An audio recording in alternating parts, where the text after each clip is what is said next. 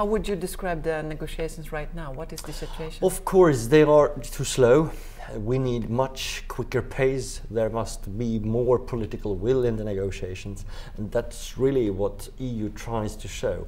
We are requesting more from other parties in the world. We are really reaching out with a call for higher ambitions. More needs to be done. More concrete results must be achieved. So a lot has to happen, but time is running out. Yes, it's an urgent time now, and we need to do more in a quicker pace under just some few weeks. This will really require political leadership, and that's why I think that one part of the solution is in the hand of the negotiators. But maybe even more important will be the political involvement.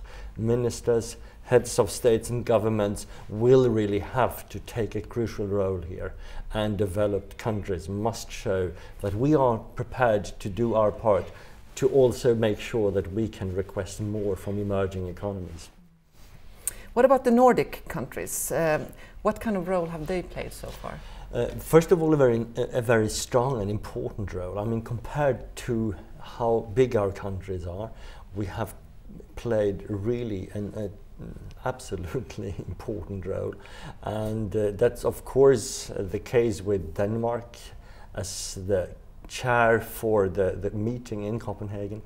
The Swedish presidency for EU is also natural, but I think countries like Norway, like Finland, has also really shown their great ambitions and also their involvement on an international level, as well as Iceland, that has really also shown high ambitions in line with EU. So there is really a Nordic involvement and commitment that is very strong. We also have experiences ourselves, which not at least is the case in Greenland. So it's also to show that some of the disastrous consequences are really within the Nordic countries, although we are fortunate still if we compare with the poorest countries in South. The Swedish presidency of the European Union is hosting a conference on climate here in Stockholm on October 26, together with the Nordic Council and the Nordic Investment Bank. Concrete measures to mitigate climate change is on the agenda. What are your expectations of this conference? Well, I think that's one of these important occasions where we really can mobilize people to see how, on one hand, policy and on the other hand, business community is related.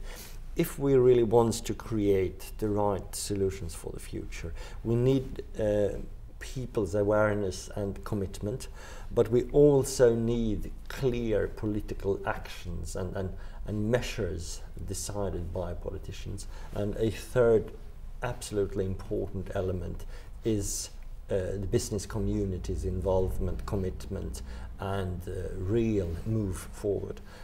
On the fourth partner here is science. And I think this is also part of the Scandinavian, the Nordic tradition, and I hope we could show that this model, this Nordic tradition and model, is part also of the climate solution for the future.